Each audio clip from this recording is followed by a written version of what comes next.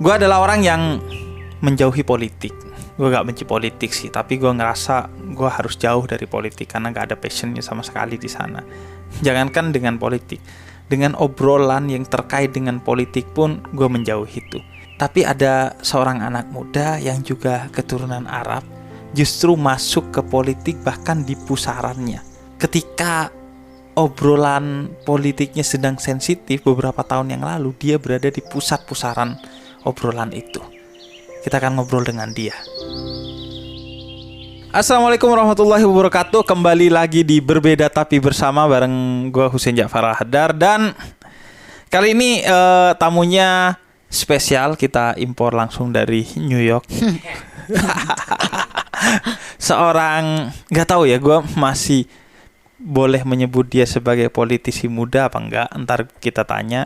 Yang keren banget. Dan salah satu yang paling keren dari dia adalah soliditas kalau bicara tuh. Di TV tuh kalau bicara berargumen tuh solid. Samara Amani Alatas. Assalamualaikum Bu Husein gitu. Kita di sini harus penuh ketenangan. Iya. Damai tentram ya kan. Saya insya Allah tidak akan mendebat-debat di sini. Enggak. Di sini tempatnya untuk mencari ketentraman dengan Habib gitu. Masih mau disebut politisi nggak, Sam? Mau aja, bebas, mau disebut politisi boleh, mau disebut anak jaksel juga oke. Masih layak disebut politisi nggak? Artinya sekarang masih melakukan kerja-kerja politik nggak sih? Tergantung sebenarnya definisi politisi itu apa. Kalau definisi politisi itu berpartai, mungkin nggak bisa disebut politisi lagi.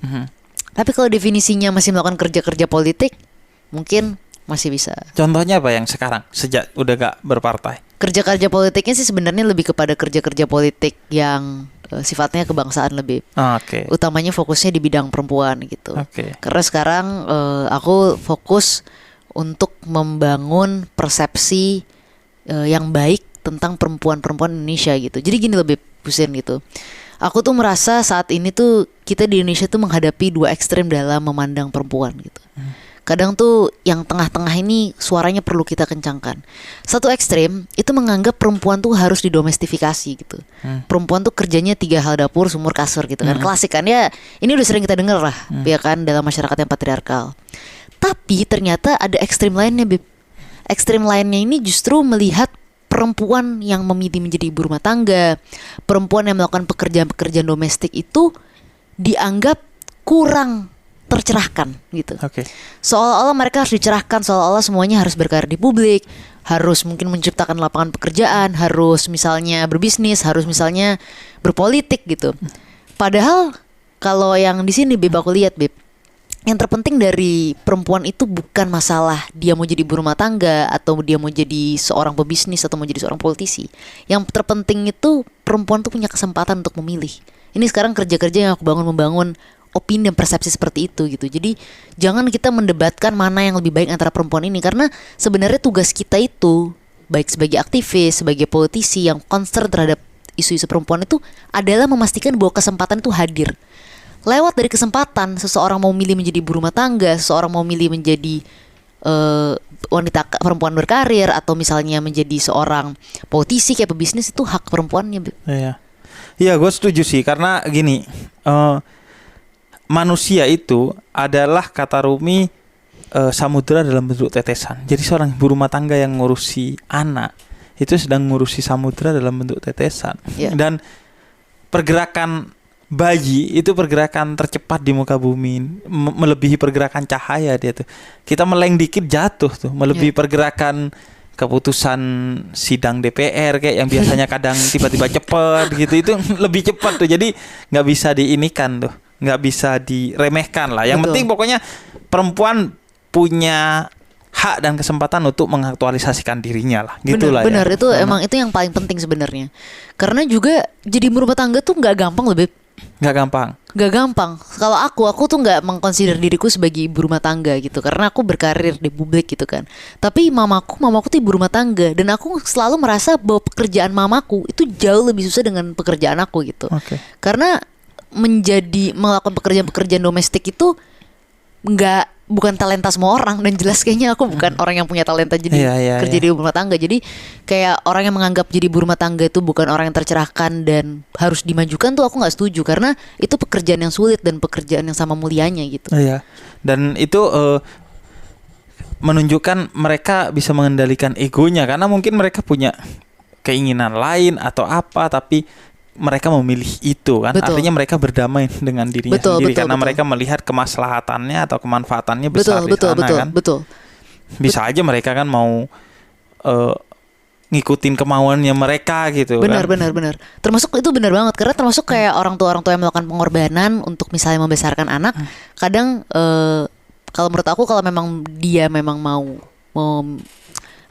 mengejar karirnya, memang kita harus siapkan support sistemnya. Tapi kalau memang pada akhirnya dia merasa saya lebih baik berkorban karena menurut saya itu penting, menurut aku itu hak gitu loh, Beb. Iya, itu hak paling dasar lah ya. Betul. Dan semua orang pasti punya lah pengorbanan itu kan. Bukan hanya bicara gender tertentu gitu. Karena itu aku sering bilang bahwa kalau mau belajar feminisme itu salah satu yang terpenting itu di kampung-kampung tuh. Bagaimana perempuan berdikari banget gitu. Kan bekerja dari pagi sampai malam dan lain sebagainya. Nah, Sam, tapi justru di sana pertanyaannya, anak dari seorang ibu rumah tangga, ayah seorang keturunan Nabi Muhammad, Sayyid. Berat ini langsung. Alatas Saya merasa loh. berat nih label yang diberikan. Alatas loh, itu alatas loh. Saya itu cuma al-hadar, gak sampai atas loh. Ini alatas. emang ada itunya. Alatas emang di atas. Tolong itu jokes Habib lah. Oh, jokes Habib. Oke. Nah, jadi dari lingkungan yang seperti itu, dengan kemudian beban-beban bahwa seharusnya begini dan begitulah. Jangankan cewek keturunan Arab ya. Cowok keturunan Arab aja itu punya beban-beban. Misalnya kok kelakuannya begitu? Kok gak berdakwah? Betul. Kok gak bisa bahasa Arab? Yang paling dasar tuh kok gak bisa bahasa Arab memang parah ya. Saya hampir nol pengetahuannya. Nah itu Sam, gimana mengatasi itu baik ke dalam diri ataupun keluar diri? Mungkin kalau misalnya secara keluarga itu justru sebenarnya keluarga aku tuh terutama orang tua ekspektasinya nggak macam-macam, dan mungkin ekspektasi nggak macam-macam tuh lebih kepada mereka, terutama mamaku tuh melihat aku yang paling penting dari aku tuh adalah untuk nggak neko-neko di masa depan gitu lebih. Jadi dulu aku inget banget ketika aku sekolah, mamaku tuh pesannya bukan kamu harus nanti sekolah setinggi mungkin gitu, kamu harus nanti nilainya nomor 1 di kelas. Jadi ekspektasi akademik yang diberikan sama mama tuh ya, utamanya mama, itu tuh nggak terlalu besar sebenarnya. Mama akan bangga banget kalau aku dapat nilai bagus di kelas gitu kan, layaknya semua orang tua gitu. Tetapi yang paling penting buat dia, ekspektasi terbesar yang dia berikan kepada aku adalah jangan neko-neko. Jangan neko-neko tuh artinya jangan terlibat dalam pergaulan-pergaulan yang nggak baik gitu. Misalnya mungkin narkoba, terus kemudian pergaulan-pergaulan yang seks bebas dan lain sebagainya. Itu sesuatu yang sangat diwanti-wanti sekali dengan orang tuaku, dengan mamaku. Dia sangat menaruh ekspektasi yang besar gitu. Jadi pada akhirnya aku ngelihat mamaku tuh memberikan banyak sekali kebebasan ketika aku itu tumbuh besar gitu. Aku mau main sama teman-temanku, iya semua diajak main ke rumah gitu. Aku mau pergi keluar kota, iya oke. Biasanya nggak boleh sendiri kalau kita perempuan Arab sih. Jadi biasanya sepupuku Sabrina diajak juga, atau tanteku diajak juga gitu. Kayak selalu ayangku suruh nemenin gitu, ayo berangkat gitu. Tapi aku tuh selalu diberikan ruang untuk senang-senang gitu. Tetapi kenapa selalu dijagain kayak gitu? Karena buat dia yang penting mama cuma minta satu doang pesannya, jangan neko-neko, jangan aneh-aneh. Jadi itu jadi semacam nilai yang aku internalisasi. Aku diberikan banyak kebebasan, diberikan banyak ruang gitu. Jadi aku nggak mau mengecewakan hal yang sebenarnya basic gitu, paling sederhana yang diberikan kepada dari orang tua aku kepada aku. Dan jujur aku nggak merasa tertekan sama sekali diberikan seperti itu, karena ya aku ngerasa di masa sekarang aku dewasa aku merasa semua itu sangat membantu aku gitu. Aku juga gak merasa harus tahu segala hal, mungkin harus bergaul dengan orang dengan berbagai macam latar belakang iya gitu. Tapi gak merasa wah lo masa muda lo masa gak nyobain hal-hal kayak gitu gitu. Aku gak ada ngerasa kayak gitu, karena buat aku mungkin gak ada relevansinya sih sampai sekarang di kehidupan aku gitu ya. Aku gak ngejudge orang, tapi at least buat aku itu nggak ada relevansinya Bib. Dan aku malah merasa senang karena itu kayak membantu aku untuk kayak jernih dan lurus dalam melihat berbagai hal gitu. Dan kalau misalnya ekspektasi di luar itu apa ya Bib ya, kalau misalnya dari keturunan Arab, kayaknya yang paling sering dilakukan itu, yang paling sering diberikan itu tuh adalah ada semacam ini loh Bib, ilusi-ilusi soal perempuan Arab tuh kan juga sangat domestik ya kalau kita di komunitas kita gitu kan. Seringkali misalnya menikah muda, terus habis itu punya anak. Fokus domestik gitu. Dan kalau menurut aku sih nggak apa-apa juga gitu. Maksudnya kalau pilihannya seperti itu nggak apa-apa juga. Tetapi aku dari dulu selalu merasa kesempatan tuh penting, dan diharapkan ya mudah-mudahan sih nggak ada tekanan dari keluarga-keluarga keturunan Arab terhadap perempuan keturunan Arab yang ingin berkarir. Dan aku ngerasa kayak sekarang nih ketika aku menikah gitu kan, terus habis gitu suamiku nih Aji kan orangnya sangat egaliter ya. Orangnya egaliter banget. Maksudnya tuh orang tuh kalau ngelihat kita gitu ngobrol gitu lebih dalam gitu tuh kayaknya ini suami istri kok kayaknya setara banget. Iya, setara banget. Suami istri lah. Iya, kayak temenan tapi kayak partneran gitu kan. Itu tuh banyak yang ngelihat kayak, wah ini kok aneh gitu, kok ini kok nggak kayak, apalagi kalau orang Arab ngelihatnya kan. Iya itu aneh gitu loh, kok nggak kayak, maksudnya relasinya kan biasanya kan yang kayak imam banget gitu kan, terus habis itu kita sebagai pengikutnya gitu. Ya aku sih lebih kayak ngelihatnya tuh relasinya tuh setara dan partneran banget, jadi biasanya tuh suka lucu-lucu ngelihatnya, wah ini beda nih makhluk nih berdua gitu. Tapi aku sih enjoy aja, dan kalau aku yang paling penting itu bukan ekspektasi dari komunitas, tapi ekspektasi dari keluarga. Tapi bukan ekspektasi yang buruk-buruk ya, karena alhamdulillahnya keluarga aku nggak pernah naruh ekspektasi aneh-aneh. Tapi lebih kepada bagaimana mereka melihat aku tuh penting. Karena lagi kembali dari kecil tuh aku dikasih banyak kebebasan, dikasih banyak ruang. Aku pengennya juga menyenangkan mereka. Nah, yang kelihatan beda banget pasangan Samara Aji dengan pasangan lain di keluarganya tuh apa, Sam? Contoh satu aja yang kelihatan. Apa ini emang pasangan Amerika ini memang. Pasangan Amerika. Pasangan apa ya? Yang kayaknya sih yang paling gampang sih sebenarnya kalau Aji tuh kayak memberikan kebebasan yang secara total gitu loh. Misalnya nih sekarang aku lagi main ke Jakarta gitu kan. Aji tuh yang kayak udah santai aja, nggak usah pusing ngurusin masakan di rumah, nggak usah pusing ngurusin aku di rumah gitu. Aku bisa take care diri aku sendiri. Kamu ya ada banyak kerjaan yang diurus, kerjain aja semuanya itu. Aku bisa pesan makanan sendiri. Kalau aku butuh rumah dibersihin, aku bisa telepon cleaner sendiri. Dia bisa ngurus diri sendiri gitu. Aku bahkan tuh kadang-kadang kayak, ini apalagi yang mau diurus dari Aji gitu kan. Jadi sebenarnya aku sama Aji tuh paling kayaknya Aji yang lebih banyak ngurus aku dibanding aku ngurus dia, kalau aku mau jujur loh. Benar, karena Aji tuh biasa tinggal di luar negeri dari kecil, jadi dia bisa banget ngurus diri dia sendiri. Aku tuh bahkan nggak harus ngurus dia sama sekali gitu. Relasi kita tuh bener-bener relasi saling sayang aja, bukan relasi yang kayak sebagai istri dia butuh diurus, sebagai suami tuh sama sekali nggak. Ini beda banget loh sama relasi mama papaku. Relasi mama papaku aja tuh, mamaku tuh sangat mengurus papaku karena papaku tuh sangat dependen dengan kasih sayang mamaku, diurusin, dan itu normal dalam keluarga Arab kan.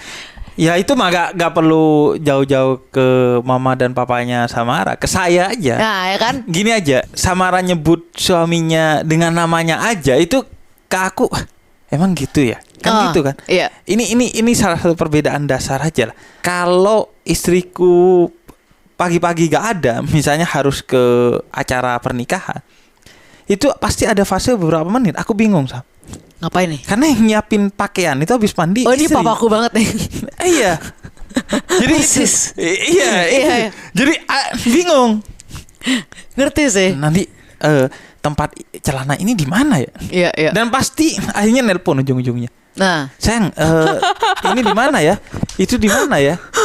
Nah itu yang bikin kemudian ketika kita ada masalah, kita itu akhirnya berdamai. Saya berpikir kebutuhan parah. Tapi maksud istrinya Bibusen manggil Bibusen apa? Habib. Manggilnya sayang. Oh sweet banget nih. Iya, makanya bener dari panggilan ini, aja ini benar. Beneran. Oh oke. Wow. Beneran. Saya nggak pernah bangun citra-citra apapun enggak. Emang ininya ya gitu. Tapi aku tadinya tuh manggilnya tuh Kak Aji. Kalau di rumah aku manggil Kak Aji. Oke. Gitu. Aku misalnya menyebut nama dia di publik selalu Aji. Tapi kalau misalnya di rumah panggilannya Kak Aji. Karena dulu pertama kali kenal, itu kan dia kan, aku sama dia kan usianya beda jauh ya. 13 tahunan lah ya. Nah jadi pertama kali kenal tuh kan kenal seperti biasa gitu kan, seperti kayak temen gitu, pengen belajar gitu. Jadi bingung masa nggak mungkin dipanggil Aji doang, kan nggak sopan dong. Jadi panggil Kak Aji. Tapi sekarang sudah tidak bisa dihapus kata kaknya, selalu kak gitu, Kak Aji. Iya, itu sih yang apa? Yang beda lah. Jadi, nah, Sam, masa muda ya, dirimu kan seharusnya lebih bahagia dari sekarang. Bukan sekarang, saat menjadi politisi di awal. Karena aku ngikutin Samara dari awal-awal inilah. Dia jadi politisi, kita temenan dari saat itu. Dan saat itu ketika aku masih belum berdakwah di YouTube, itu melihat Samara orang yang nih orang kok kayak ngapain sih beginian gitu. Menghilangkan masa mudanya untuk hal-hal yang menurut aku sebagai orang yang memang jauh dari politik nggak penting gitu.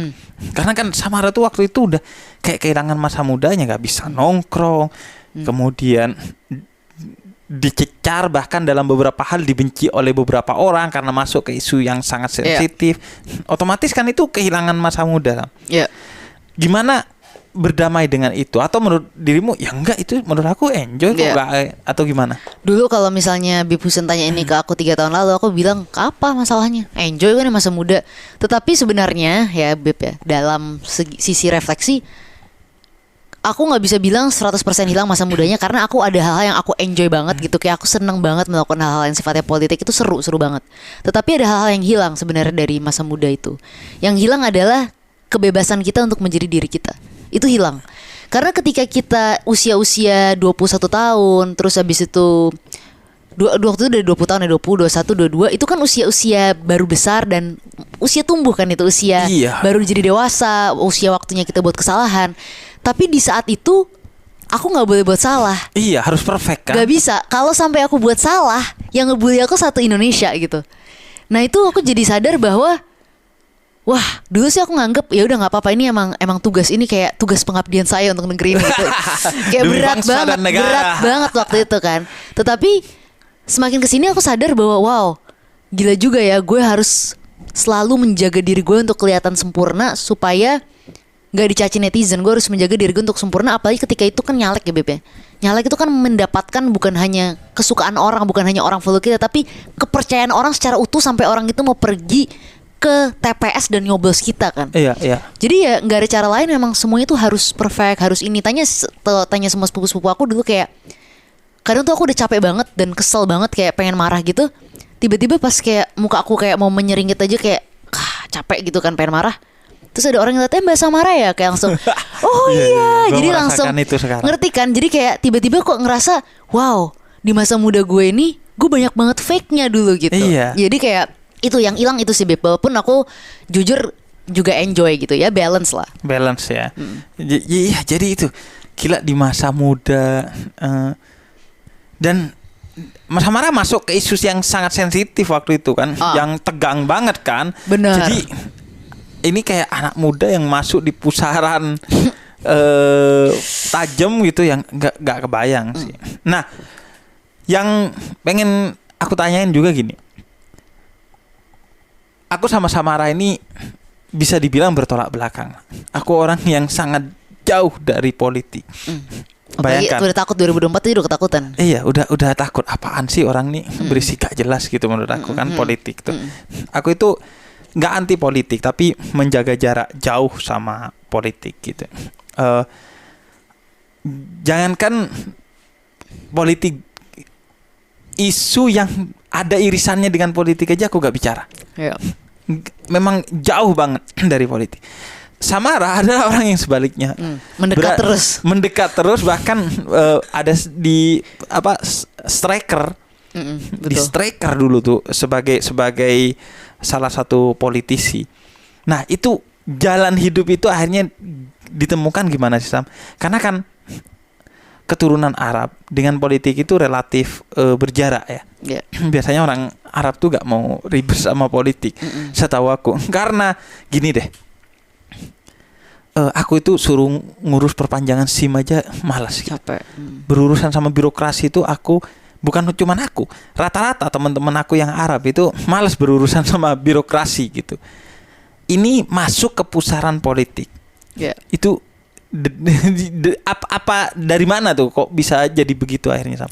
Itu tuh sebenarnya awalnya tuh berawal dari jadi kan waktu tadi kembali lagi ke masa SMA, waktu masa SMA itu kan aku tuh biasa banget secara akademik lebih dan bahkan kadang-kadang suka malas-malesan. Tapi tiba-tiba pas aku kuliah aku merasa ingin menjadi sosok yang berbeda gitu. Pengen mengubah diri menjadi sosok yang aktif.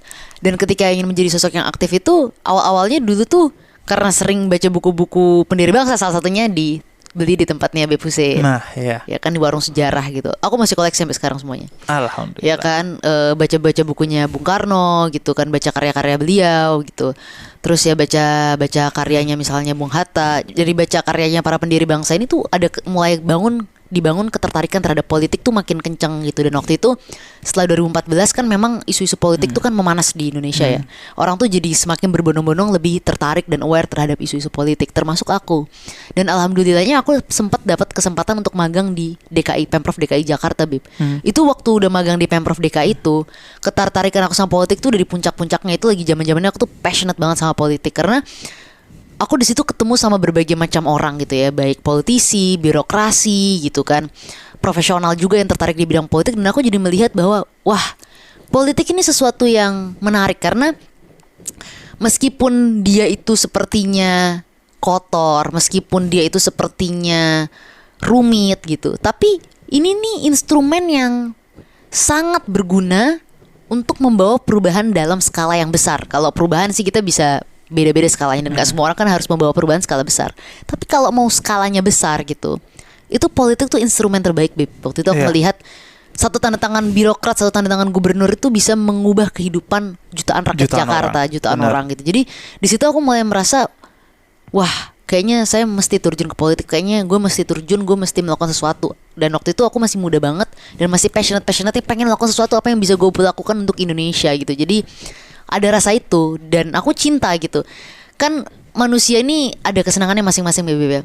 Kalau aku tuh senang dengan isu-isu politik tapi juga senang dengan panggung-panggung politik gitu. Ada orang yang senang di politik tapi mereka gak senang dengan panggung-panggung politik. Maunya di belakang layar aja, gak mau kelihatan sama sekali. Kalau aku tuh enggak.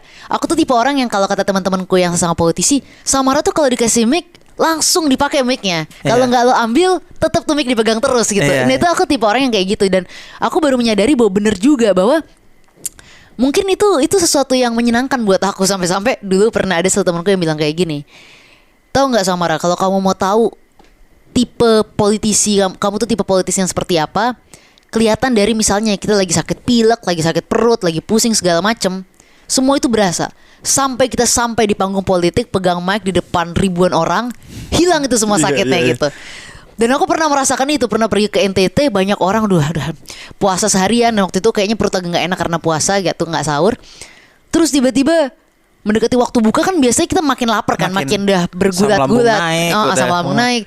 Tapi ini mau buka malah harus ngomong depan orang. Begitu pegang mic, hilang asam lambung, semua senang, semua senyum. Jadi kayaknya aku tiba-tiba memang aku nih orang yang senang di politik, senang di panggung politik ketika itu kerasa gitu. Jadi begitu. Ini ngingetin aku ke beberapa waktu lalu Lebaran. Setelah Lebaran tuh aku naik gunung. Kemudian kayak hipotermia gitu. Udah ngedrop banget. Dan pas turun tuh jam 3 sore. Kemudian aku gak enak badan. Paginya harus ngisi acara halal bihalal di satu perusahaan besar. Sakit banget Sam. Tapi pas pegang mic 2 jam berdiri. Ceramah agama tuh ya jadi gak jadi kerasa. Ini tipe panggung juga bedanya. Panggung dakwah ini. Panggung dakwah. Aku selalu ditanya kan sama orang, emang gak capek, Bib? Kayak kalau maulid tuh Sam, sehari 4 titik ceramah. Pindah dari satu tempat ke tempat lain ya, bukan zoom ke zoom lain gitu. Di Kalimantan dan sebulan penuh. Berarti 100 lebih panggung. Gak capek ya karena itu, karena emang udah seneng kan? Seneng. Passionnya emang di sana gitu. Betul. Nah, tapi kan kalau politik kan beda Sam ya. Kalau dakwah itu kayak ya memang asik gitu. Kita bicara tentang kebaikan, ketemu orang baik, senyum dan lain sebagainya. Tapi kalau politik, apalagi Samara yang dibesarkan oleh buku-buku Bung Karno, Bung Hatta, cita-cita bangsa demi bangsa dan negara. Tapi kan kenyataannya di politik sekarang itu tidak ada Bung Karno, tidak ada Bung Hatta, demi bangsa dan negara juga ya. Insya Allah. Nah itu kan bukannya justru bikin patah semangat, Sam. Atau bahkan bikin gue gak bisa hidup nih di komunitas yang begini. Justru orang seperti gue akan mati nih di komunitas begini. Betul. Nih. Yang kita butuhkan tuh adaptasi, Bib, sebenarnya. Dulu pertama kali aku di politik dan melihat realitas ya, sedih karena kok realitasnya nih ribet banget nih. Kita nggak akan pernah bisa keluar dari realitas ini. Kita nggak akan pernah bisa menang. Dan rasanya tuh pengennya ngabisin aja, ngata-ngatain, oh realitas politik tuh jelek, pengen marah-marah. Dan itu fair-fair aja karena ya untuk seseorang yang ketika itu nggak ngerti banyak hal kayak aku waktu masih muda banget gitu, baru lulus kuliah, bahkan belum lulus kuliah, itu tuh berat gitu. Tetapi seiring dengan waktu dan perjalanan dan terus menerus berada dalam realitas itu, Bib, aku nggak kehilangan idealisme aku, tapi aku tahu satu hal. Aku belajar bahwa realitas politik ini akan tetap begini. Tidak bisa dihilangkan karena 1 orang, 2 orang, dan bahkan 1000 orang tidak cukup menggantikan realitas yang lebih kompleks dari orang per orang tapi sistemik gitu. Tapi yang bisa kita lakukan adalah menjembatani, Bib, gitu. Penemuan aku tuh menjembatani gitu. Terkadang kita mau 100% idealis, tetapi menjadi 100% idealis di dalam realitas politik yang begitu kompleks itu justru akan membuat kita gagal menuangkan idealisme kita itu menjadi sesuatu yang bermanfaat, menjadi produk kebijakan misalnya. Jadi produk politik itu jadi susah karena kita mau 100% idealis gitu kan. Karena pasti benturan sama orang-orang yang sudah pragmatis di dalam sini. Tetapi kita cara satu-satunya adalah harus bisa menjembatani antara idealisme kita dan pragmatisme, Beb. Kita harus mengadopsi pragmatisme yang diperlukan. Kita harus mau berkompromi tetapi tidak meninggalkan prinsip-prinsip paling dasar yang kita miliki. Misalnya kalau buat aku prinsip yang paling dasar tuh, Beb, ya, tentu saja toleransi gitu ya. Kalau aku sih hal-hal seperti misalnya kebinekaan, toleransi beragama, moderasi agama gitu ya, itu tidak bisa digadaikan demi misalnya dagangan-dagangan politik. Itu menurut aku harga mati lah. Yang kedua juga isu-isu perempuan, Beb. Dulu pernah ada rame-rame misalnya rancangan undang-undang ketahanan keluarga. Jadi kita nih role-nya sebagai perempuan dan laki-laki mau didefinisikan oleh undang-undang gitu. Yang jadi kepala keluarga, yang mencari uang suami, yang ngurus rumah istri. Jadi didefinisikan seperti itu kan nggak pas. Itu kan terserah suami istrinya, kenapa Anda mengatur negara kan gitu. Jadi itu juga menurut aku sesuatu yang nggak bisa aku terima gitu. Misalnya untuk demi produk undang-undang tertentu atau produk kebijakan tertentu yang kita ingin golkan, kita misalnya mengabaikan nasib-nasib perempuan dan bahkan nasib-nasib keluarga Indonesia gitu. Itu menurut aku diskriminasi dan tidak tepat diurus sama negara gitu. Dan yang paling terakhir korupsi gitu, menerima suap, kemudian setelah itu bersekongkol untuk misalnya mencuri anggaran negara atau melakukan hal-hal yang sifatnya konflik kepentingan dan merugikan negara. Itu sesuatu yang sifatnya prinsip. 3 hal ini prinsip.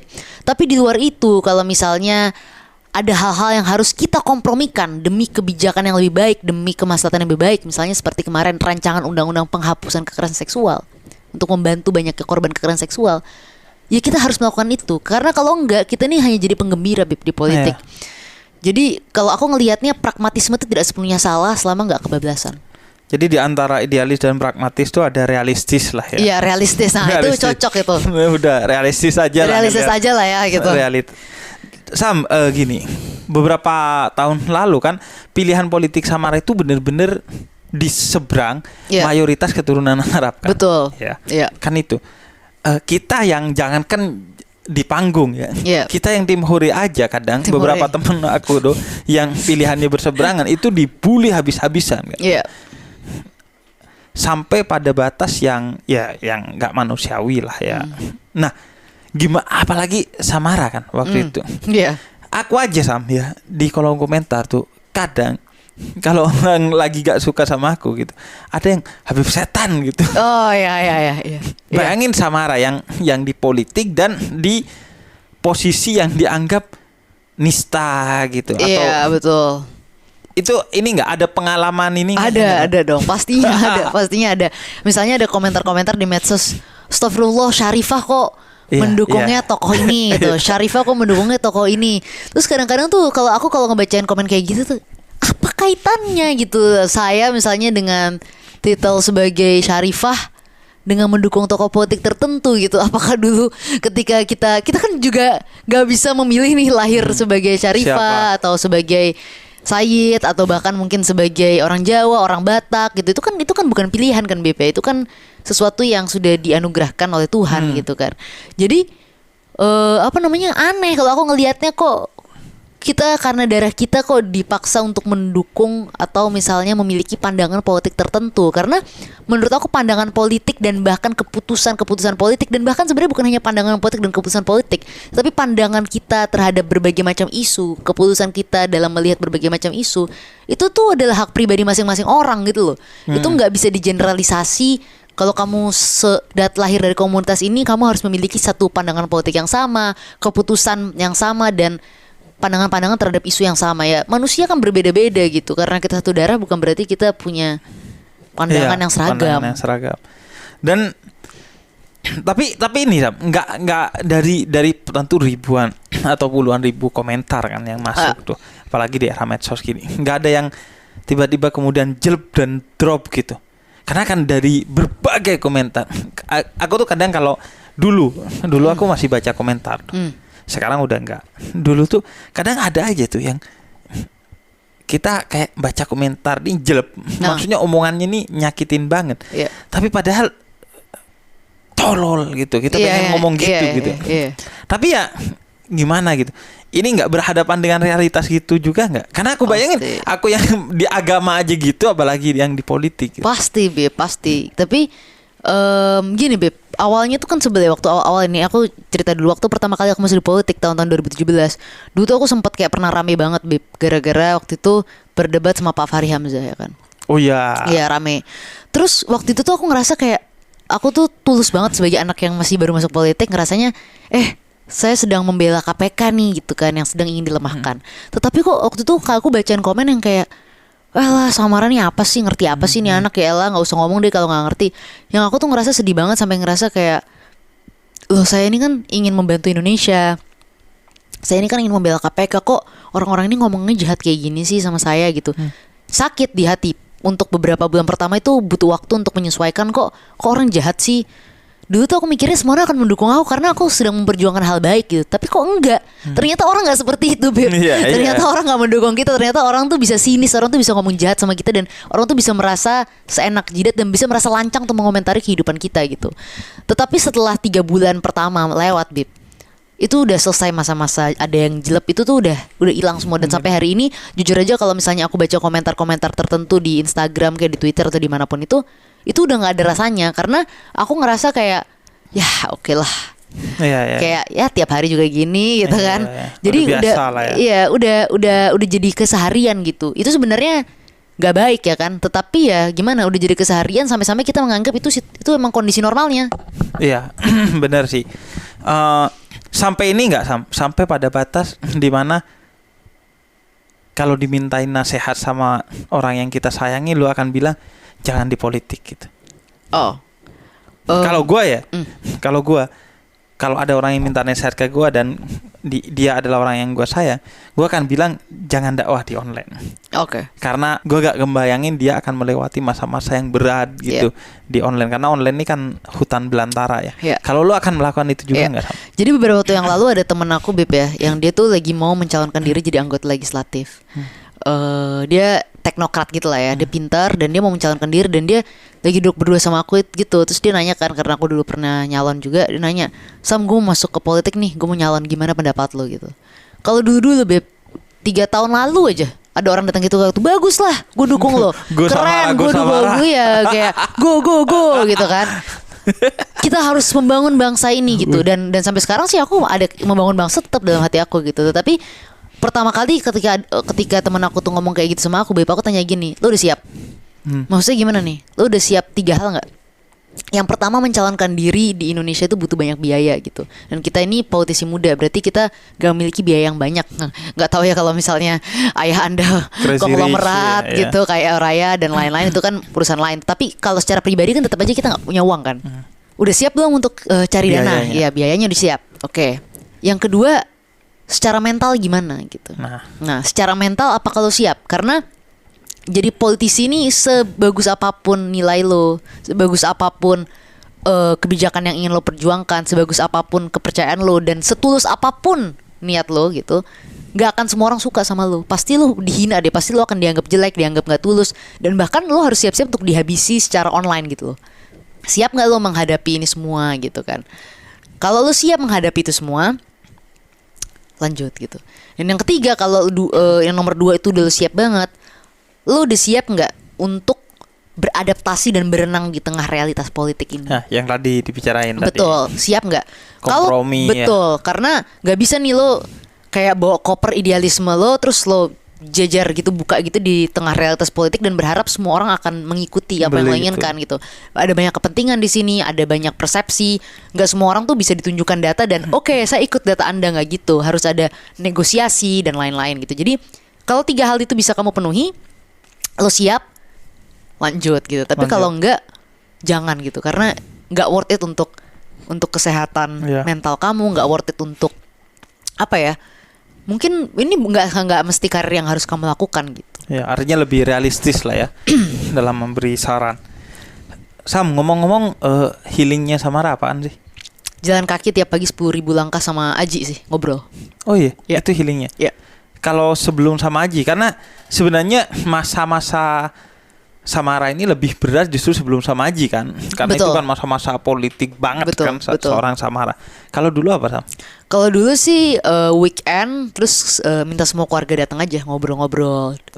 Gitu santaian gitu kan, dari mulai kayak biasanya sore-sore karena keluargaku bukan orang pagi banget ya. Iya. Keluargaku kayak kita janji jam 3 ya di rumah, jam 6 datang ya kan. Ngerti kan? Iya. Jam 6 datang terereng gitu kan, rombongan-rombongan gitu kan.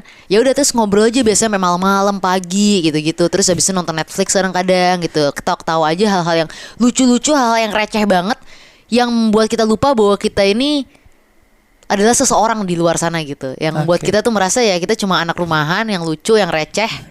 Yang ini loh Beb, yang bisa mengeluarkan inner child kita dalam diri kita loh. Rasa kanak-kanak yang sebenarnya selalu terpendam dalam diri kita itu kan selalu ada ya. Jadi ketika kita tuh senang-senang sama keluarga kita, sama sepupu-sepupu, kalau misalnya aku, itu teraktivasi lagi tuh, itu yang membuat aku paling senang. Oke. Sam, kalau Samara diberi privilege oleh DPR. Waduh, berat. Untuk bikin satu peraturan yang nggak usah disidangkan, pasti jadi aturan di seluruh Indonesia. Aturan apa yang kira-kira dibikin oleh Samara? Kayaknya aturan yang memberikan modal awal kepada perempuan-perempuan yang tidak independen secara finansial. Kenapa? Karena menurut aku ya Beb ya, salah satu akar ketidaksetaraan gender di Indonesia itu sebenarnya justru persoalannya secara finansial. Kadang banyak perempuan yang menikah dengan laki-laki itu tidak memiliki kemampuan finansial secara independen gitu. Artinya kalau suaminya itu baik, suaminya tidak abusive gitu, suaminya tidak KDRT, tidak melakukan pelecehan, alhamdulillah kan. Tetapi juga banyak dari mereka yang terjebak dalam relasi seperti itu Beb, bukan karena mereka tidak mau pisah dengan laki-laki ini gitu, tetapi karena mereka mikir anak mereka, mereka memikiri bahwa penghidupan mereka sangat bergantung dengan laki-laki ini. Jadi ketika mungkin mereka bisa diberikan modal awal untuk misalnya mulai bisnis atau bahkan untuk investasi lainnya lah yang bisa menggerakkan mereka secara ekonomi sehingga mereka tidak harus terjebak dalam relasi-relasi yang tidak setara seperti itu, mungkin itu akan membantu ya. Tentu nggak hanya dikasih gitu aja, perlu ada edukasi, perlu ada pendampingan. Tapi menurut aku itu sesuatu yang harus dipikirkan sih gimana ya detailnya, tapi kayaknya itu menarik dan penting untuk dilakukan. Iya. Oke, tapi enjoy dengan politik, Ram. Enjoy. Senang dengan politik ya. Dan masih akan terus di situ walaupun udah nggak berpartai. Masih akan terus di situ sih, karena tetap aku percaya bahwa politik tuh instrumen yang penting. Meskipun mungkin jalannya nggak berpartai dan nggak selalu debat-debat, tetapi ya politik itu adalah instrumen yang penting banget untuk membantu banyak orang. Iya. Oke, Paranois, ya gak usah gue jelasin lah ya bedanya apa. Sudah pasti beda saya dengan Samara. Apa yang saya hindari justru didekati oleh Samara. Saya juga gak ngerti, serius gue kadang ya ngelihat Samara tuh berat. Iya gak ngerti. Ini pola pikirnya gimana sih kok bisa memilih begitu. Tapi kan ya itu pilihan orang ya. Dan Samara juga akan berkata begitu tentang pilihan saya. Ngapain sih repot-repot ngurusin dakwah gitu. Tapi itulah rahmatnya Tuhan gitu, sehingga dia menebarkan cahayanya di mana-mana, cahaya politik di Samara, cahaya dakwah di sebagian pendakwah dan lain sebagainya. Kalau kesamaannya kayaknya adalah selain bahwa kita sama-sama keturunan Arab, sudah tentu bahwa kita sama-sama punya cita-cita untuk ngurusi masyarakat agar lebih baik. Bedanya Samara melalui jalur politik, saya melalui dakwah gitu. Saya melalui nasihat, Samara melalui kebijakan. Ya lebih real Samara sih melalui kebijakan. Belum tentu, bisa jadi impact ke dalam hati setiap manusia itu kan nggak bisa dikuantifikasi. Nah itu kita berharap juga kadang ceramah kita didengerin oleh politisi-politisi yang kemudian dia kayak kerasukan malaikat gitu. 2024 jangan lupa dengarkan Berbeda Tapi Bersama. Oke, daripada Samara makin kemana-mana ngobrolnya, kita akhiri aja para noise. Silakan kalian ambil lah apa yang menurut kalian bermanfaat, yang enggak ya udah kalian skip aja. Thank you udah dengerin Berbeda Tapi Bersama, dan jangan lupa subscribe Berbeda Tapi Bersama di Noise, dan jangan lupa follow juga Instagramnya di Berbeda Tapi Bersama. Thank you Samara. Thank you babe. Assalamualaikum warahmatullahi wabarakatuh. Salam.